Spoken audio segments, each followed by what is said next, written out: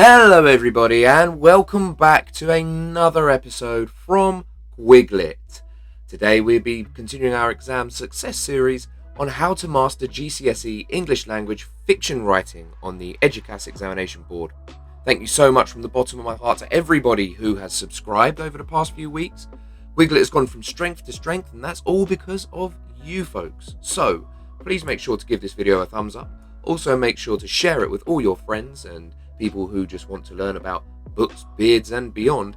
And also make sure to hit that bell icon for a notification for when videos appear in the future. So this was voted for by you folks on our Instagram account, which is also called GuigLit. Do give that a follow as well.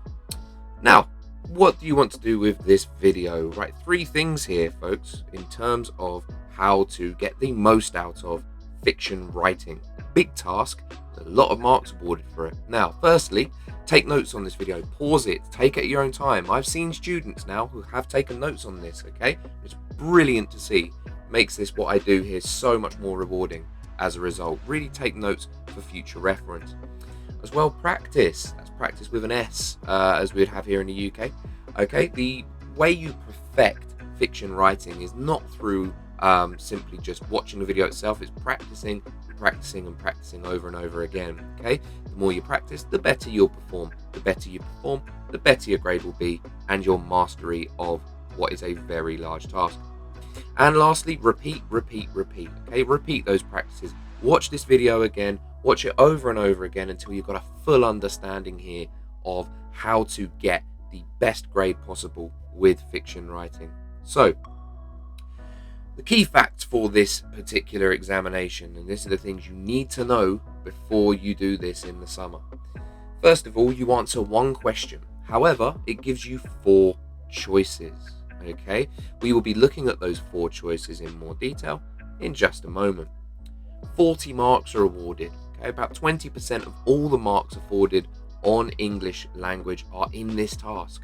This task, to give you some perspective, is worth the exact same as the 5 questions on fiction reading. It is a beast. I cannot begin to understate that. All right, so we really want to make sure we get the most out of this that we possibly can. 45 minutes on your time limit, so you're roughly looking at about a mark a minute. As well as this, 60% of the marks are available on communication and organisation. Is it clear what you're trying to express? Is it well organised for paragraphing and structure? Do we have a clear, coherent plot? And the remaining 40% are what the examination board call vocabulary, sentence structure, spelling and organisation as well. 2 little parts there that kind of blend in with one another. And I should have the organisation as an S there as well. I've just noticed that. My apologies to all you subscribers. I will make sure we change that in the future. However, the 16% there is what I call in my class is SPAG.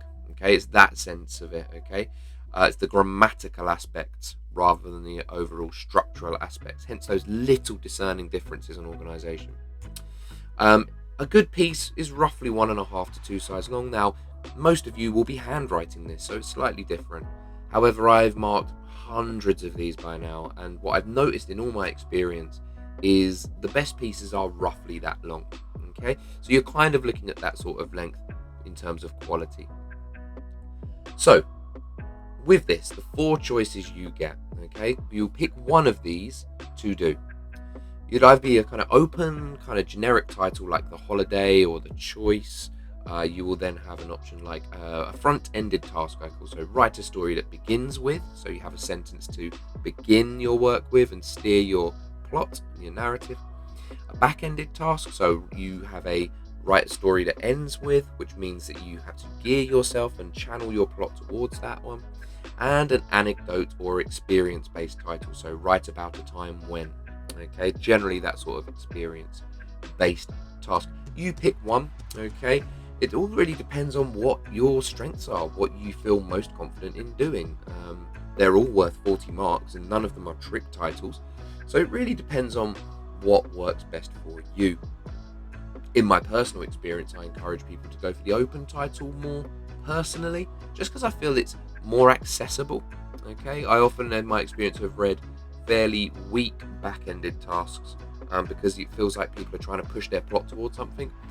So everyone's different. I would just personally, if I was doing this exam, feel more confident if I were doing the open title myself. But everyone's different, so there are 4 choices there. Going forwards then, what to do and what to make sure you do. Now, this is just all based on my experience, okay? I've seen students achieve incredibly high marks in the high 30s, almost touching 40 out of 40. And I've seen students who could have done so much better had they learnt these little bits and taken them more to heart. So what to make sure you do? First of all, use a simple scenario, okay? Some of the best plots I've ever seen, some of the best stories I've ever seen, written in that 45 minutes, a tiny amount of time really. Not an awful lot happens. It might be someone waiting for a telephone call, it might be someone waiting to go into a room. Really, really simple scenarios often provide the most effective answers.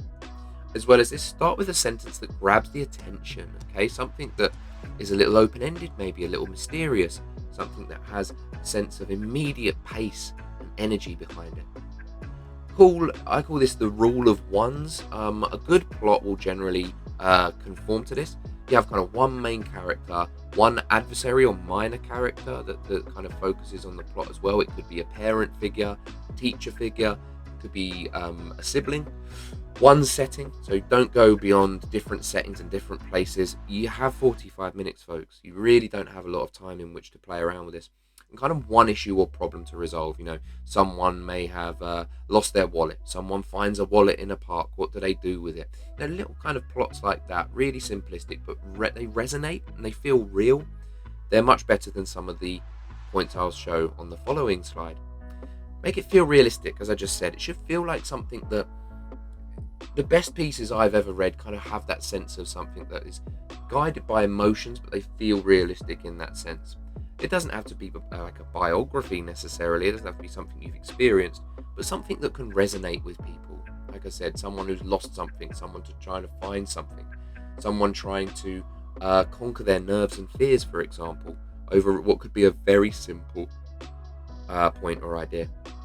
Make it action light. By that I mean don't have your characters going here and back and there and back. As I said, some of the best plots I've ever read go nowhere. It's someone sitting and waiting for a call, or it's someone sitting and waiting for an interview. They don't have to go between places, and if anything, the more action there is, the less detail there is, it tends to find. So really, really make sure we focus on that. Use an original twist and original vocabulary. I say a twist, I don't mean a cliffhanger. Please don't put a cliffhanger in, okay? I'll get onto that later on, but that's just a no-go area. I really don't recommend people do that. When I say an original twist, it could be something like you're actually writing from the perspective of a much younger child, a 4 or 5 year old. You're writing from the perspective of somebody or something. It could be from the perspective of something inanimate, okay, where we get the feeling it's human. And original vocabulary, remember, try at this point before the exams, just try and use something that's a little bit more effective, something that's a little bit different, okay? The worst you can do is learn and grow your vocabulary, okay? Rather than use the same basic words over and over again. Check through your work as you go. Can't stress how important that is. Make sure you're constantly looking back through for spelling, punctuation and grammar. I can't recall, in my experience, someone ever getting 40 out of 40, and there's a reason for that in my experience. It's spelling, punctuation and grammar pulls it down. It's not inch perfect. So always check. Now, what not to do, and I've seen too many students do this in the past, so please avoid these. First of all, using teen drama kind of ideas, friends betraying you, or someone put something on Instagram or TikTok, okay? With the utmost respect, they create very derivative, dull plots. Don't do these sort of things. Don't try and do something that seems almost too close to home in that regard. I would avoid those kind of plots. Too many people go for them.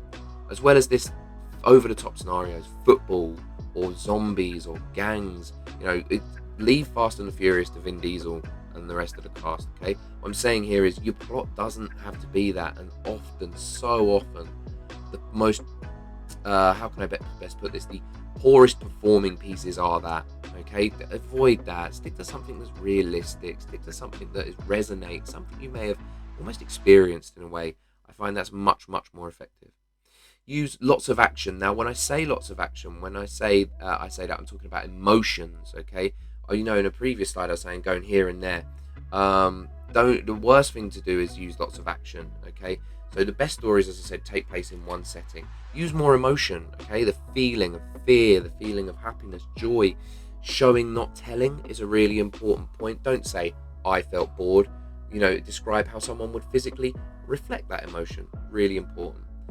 Don't use cliffhangers, I've said before. So cliched, and they are done to death. Too many people do them. Not worth it. And don't be inconsistent on spag, okay? Capital letters must be capital letters. Speech marks must be used in the appropriate places. Speech must be structured in the appropriate way, as you'll soon see. So make sure we're just getting the basics right, okay? There will always be, by the nature of examinations, students who miss out by a mark or two. Don't be that student because you missed a bullet point, a full stop, here or there, or you missed out a bit of speech marks here and there, okay? Now, here's a couple of examples I've just kind of thrown together, okay? They're very, very crude, very basic, and it's only the opening sentences. However, I took the idea of write a story using the title of the choice. And what you're going to see in a minute is quite a poor example. Here it is. Now, you can read that for yourselves, but I'm going to explain in a moment. I'll give you a moment to read through that. I'm going to explain what's poor about this example. It uses so many of the things that I've seen previous examples use. So, one particular thing that's really poor about it starts with, your onomatopoeia, your sounds. It's just cliched. Like, it's just done to death. Avoid that. It's not worth it. Okay, try a more original, more inventive way of doing this. Now, lots of action. I woke up, I got out of bed, went to the bathroom, I did this. It's all very simplistic. It's all very basic, and it's not going to push you to the grade that you can achieve using just those same simple parts of your language. Now, we see that the plot itself isn't really going anywhere. Would it be a sandwich or something from the canteen, what I was going to have for lunch that day? It's just a simplistic idea. It's almost derivative. You don't need it. It's not meaningful to have that there. I feel like, if I was marking this, we're like, okay, where's the plot going? Where are we actually going with this? It's important to make sure we have some kind of drive, and at the minute the plot feels really flat. Then we have real problems here. Hi mum, doesn't have the capital, but it also should be on another line. It doesn't have the comma either, as it should do. And then when it says I said to mum, hi darling, mum said, the hi darling should be another line as well. You break up the speech, new line for new speech.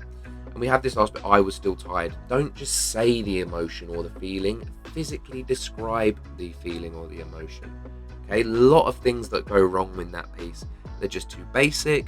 They get the aspects of sentence structure wrong and speech structure wrong. They don't use commas in the right places, and they're telling, not showing. Okay, critical errors on a piece like this that you would struggle, I would say, in my professional opinion, to get in the realms of grades 3 or even a little bit higher.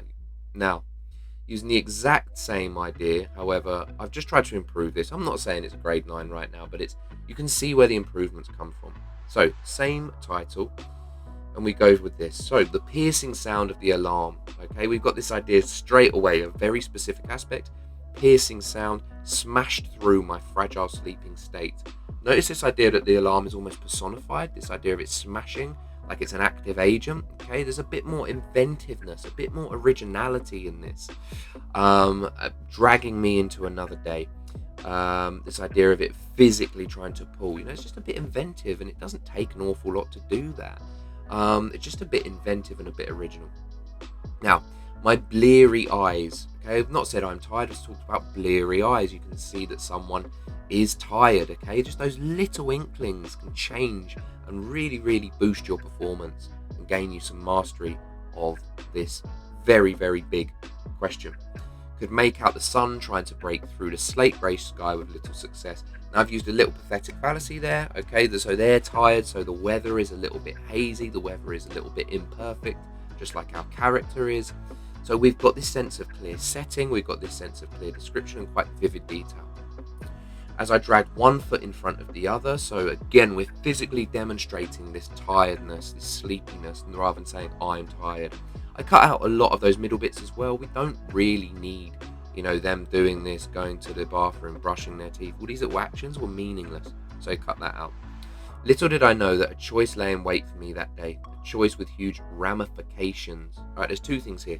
First of all, I add a little bit of suspense here in the first paragraph. Okay, I add a little sentence here that gives a little bit of mystery and a little bit of intrigue. But also, we've got a big word there, ramifications, another word for consequences. Now, just build those little bits of little pieces of vocabulary, those small words into your piece, and get used to them. Okay, new words are like a pair of new shoes. You've got to walk around in them. You've got to use them in a vivid way, and just those little details make a massive difference in this opening compared to the last opening.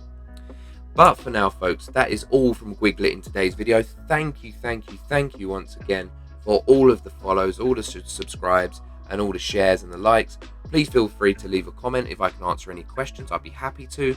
And as always, give us a like, give us a thumbs up, hit the subscribe and the bell icon to find out when our next videos will be up.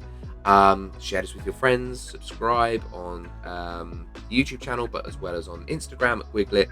Twitter is at LitGuig, and from there, I hope you're all doing well. I hope that has helped you master EDUQAS fiction writing on GCSE English Language. And until next week, take care, and I wish you all the very best. Bye bye.